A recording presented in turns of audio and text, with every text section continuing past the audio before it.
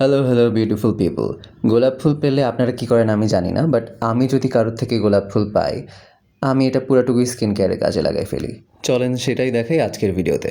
প্রথমেই গোলাপ ফুল থেকে সব পাপড়িগুলো ভালো মতো ছিঁড়ে নেব এবং আমি ভেতরের যে কুঁড়িগুলো থাকে ওই বীজটা সহ রাখি, যাতে করে ওইটার ফ্রেগরেন্স প্রপারলি আসে। এবার আমি এগুলোকে ভালো করে ধুয়ে নেব। এর মধ্যে বুঝেই ফেলেছেন যে আমি কি বানাতে চলেছি, rose water. But most of the people যে ভুলটা করেন যে সঠিক প্রসেসে গোলাপ জল বানাতে পারেন না, সেটাই আমি ভালো মতো দেখাবো আজকে। তো স্ক্রিনে দেখানো এরকম একটা বড় পাতিল বা এরকম বড় ডেকচি নেবেন, গোলাপ ফুলগুলোকে ভালো মতো ছড়িয়ে দিবেন চারপাশে, মাঝখানে জায়গাটা রাখবেন আর পানি দিবেন পাপড়িগুলা ভেজে এমন উচ্চতায়, অনেক বেশি না, এবং এরকম একটা বড় বাটি মাঝখানে বসিয়ে দিবেন। পানিতে বাটিটা ভাসতে থাকবে, তাই আমি একটা ছোট্ট পাথর মাঝখানে দিয়ে রাখছি যাতে এর ভারসাম্য বজায় থাকে, নড়তে না থাকে। তবে একটা কথা ক্লিয়ার রাখবেন, যাই ইউজ করছেন না কেন ভালো মতো হাইজিন মেনটেন করে ধুয়ে নেবেন। ডেকচি বলেন, ঢাকনা বলেন, বাটি, পাথর, ইচ অ্যান্ড এভরিথিং। ঢাকনাটা দেখে বুঝতেই পারছেন এটা actually rice cooker. So rice কুকারের যে ঢাকনাগুলো হয় উত্তল অবতল থিওরি মেনটেন করে হয়। সো অবতল অংশটা মানে উল্টা পাশটা অ্যাকচুয়ালি হচ্ছে ভিতরে যাবে। আমি ঠিক বলছি কিনা আমি জানি না।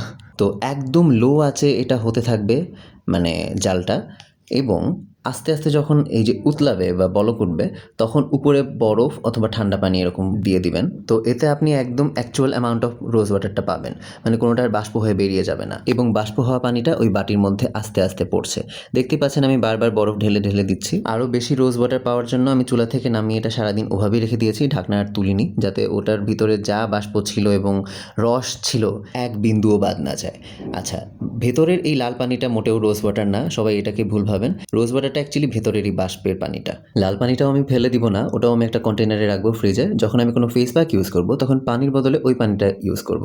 And my rose water is ready. বেশি দিন রাখার জন্য ফ্রিজে রাখতে পারেন, মানে বেশি দিন যাতে সংরক্ষণ থাকতে পারে। 1 মাস আপনি টানা ইউজ করতে পারবেন এটা। তো ঘরোয়া পদ্ধতিতে এটা খুবই ভালো একটা টোনার হিসেবে কাজ করবে। Each time you wash your face, apply a small amount of rose water and feel fresh. Save করে রাখেন ভিডিওটা, নাহলে হারিয়ে যাবে তো। অ্যান্ড লেট মি নো এটা আপনার কাজে দিয়েছে কিনা।